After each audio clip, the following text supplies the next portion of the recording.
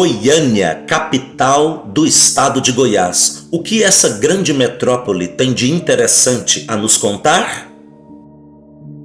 Eu estava passando aqui pelo estado de Goiás e cruzei com a capital do estado, Goiânia. Daí eu pensei comigo, por que não fazer um documentário sobre a cidade? Eu sou o professor Francisco e essa é mais uma produção aqui do canal Verdade Absoluta.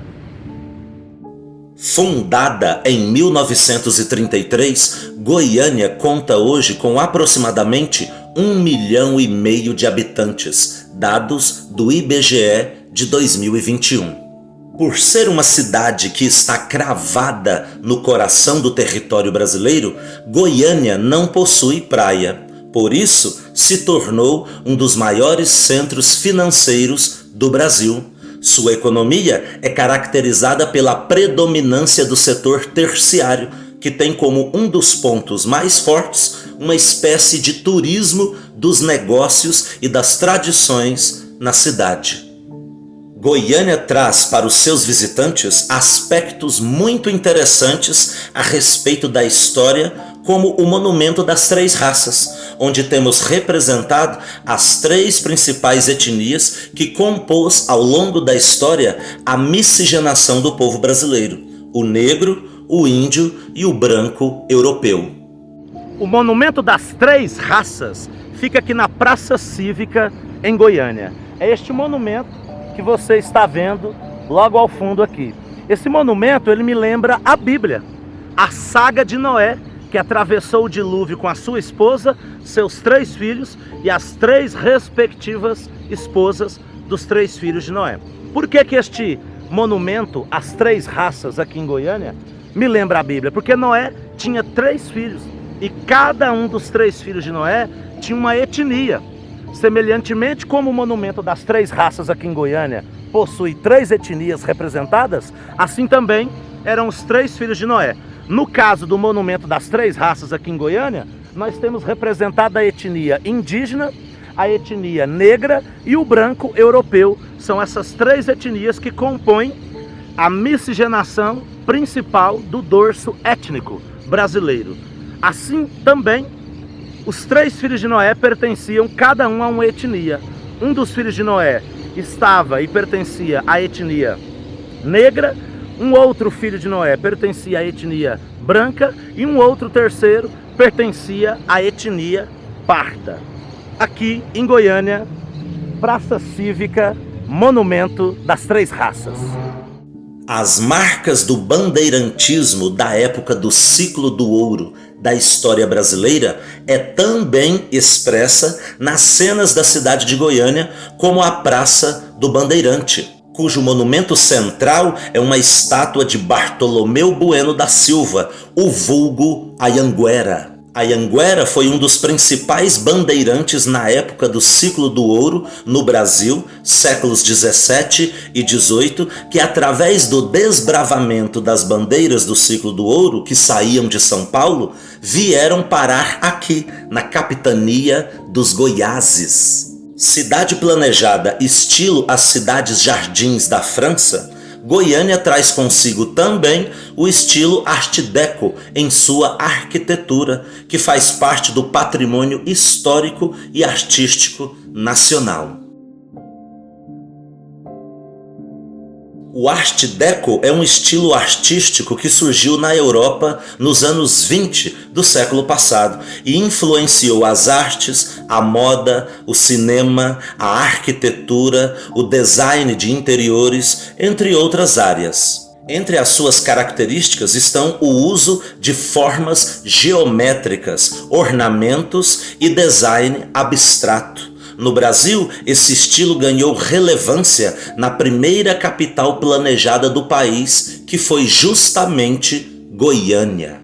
São vários os prédios e edifícios em Goiânia que são tombados pelo Instituto do Patrimônio Histórico e Artístico Nacional. Ao todo, são 22 prédios na capital registrados no estilo arquitetônico Art Deco. Goiânia possui o segundo maior patrimônio Art Deco do mundo, perdendo só para Miami, nos Estados Unidos.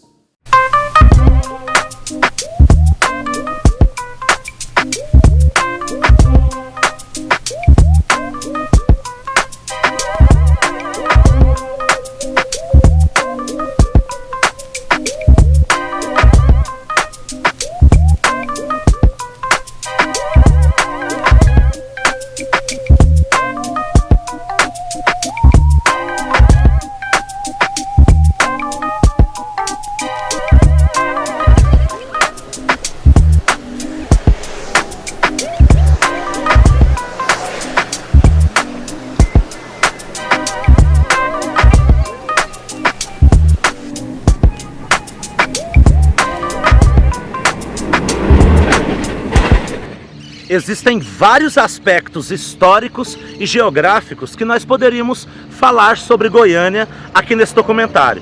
Porém, eu quero me ater a dois principais pontos, que são os mais relevantes. O primeiro ponto é estratégico. O segundo ponto é trágico.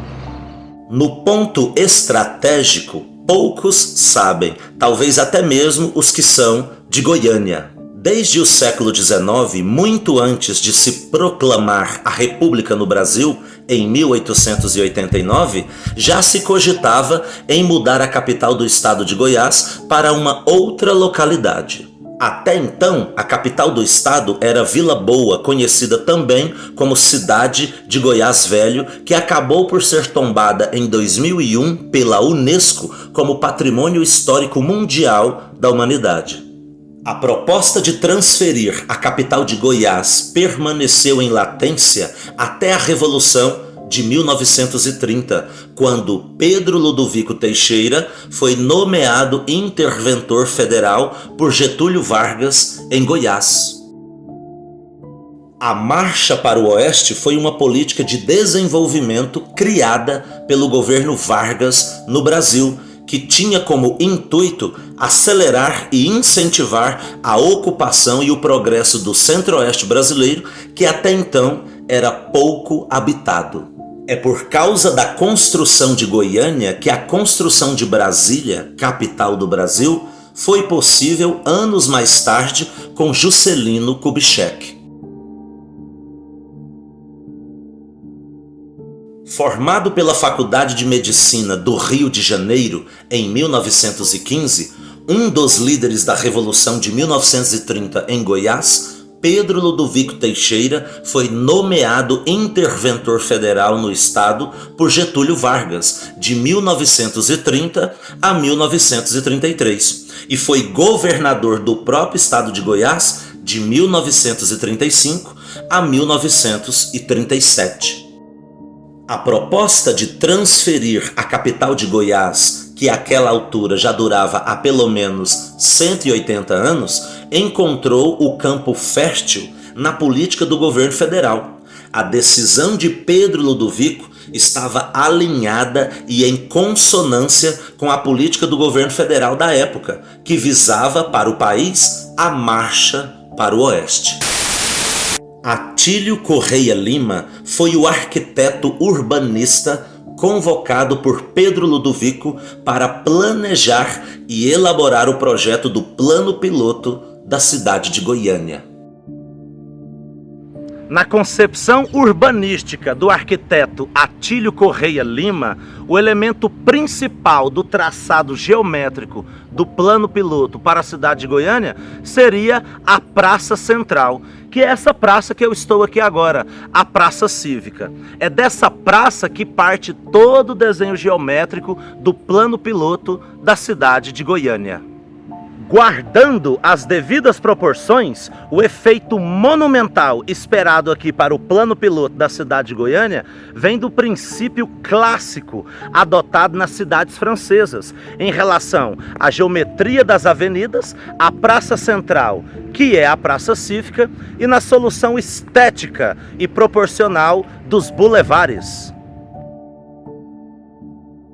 Existe uma coisa muito interessante na geometria do plano piloto do centro da cidade de Goiânia.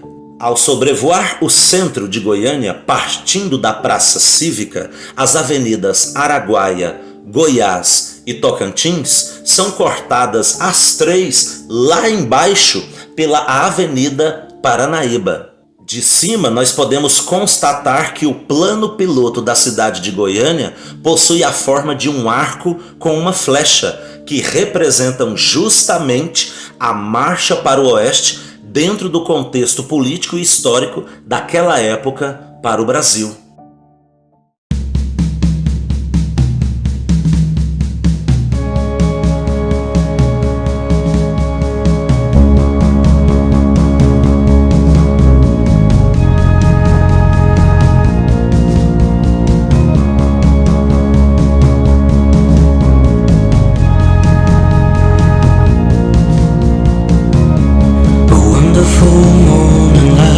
Couldn't help myself.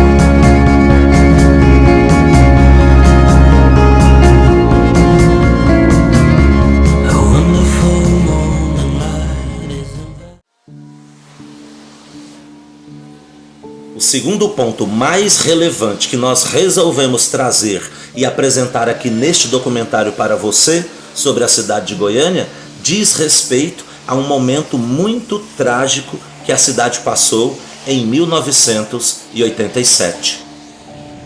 Goiânia ficou conhecida mundialmente em 1987 por causa do maior acidente radiológico do mundo que aconteceu aqui na cidade, o acidente do Césio 137. 18 de setembro de 87. Eu era dono do ferro velho. Tudo começou quando Devair, que era dono de um ferro velho em Goiânia, comprou uma peça de chumbo de aproximadamente 100 quilos que alguém havia oferecido para ele. Devair adquiriu a peça de chumbo, mas não sabia Devair que aquela peça de chumbo pertencia a um equipamento de radioterapia. O Instituto Goiano de Radiologia havia sido fechado e demolido e esqueceram para trás, nas ruínas, um equipamento de radiologia nas instalações da antiga clínica. À noite, Devair viu um brilho azul estranho e intenso vindo da peça. Ele mostrou a todos da casa e todos ficaram maravilhados com aquele brilho. Logo, a casa de Devair encheu de pessoas da rua para ver a peça que emitia o brilho. Com isso, muitas pessoas se contaminaram com o Césio 137, porque ficaram pegando na peça que foi retirada do aparelho de radioterapia. Os dados oficiais do estado de Goiás apontam 4 vítimas fatais na época para o acidente, dentre as quais a mais famosa delas, Leide das Neves, sobrinha de Devair, o dono do ferro velho. Após esses anos todos depois do acidente, mais de 100 pessoas ainda morreram, vítimas de sequela ou consequências do acidente do Césio 137. Passados esses anos todos, desde o acidente em 1987, mais de 900 pessoas ainda são monitoradas pela superintendência da instituição Leide das Neves. E dessas, 87 pessoas são consideradas do grupo 1, que é o grupo de pessoas que ficaram com sequelas mais graves.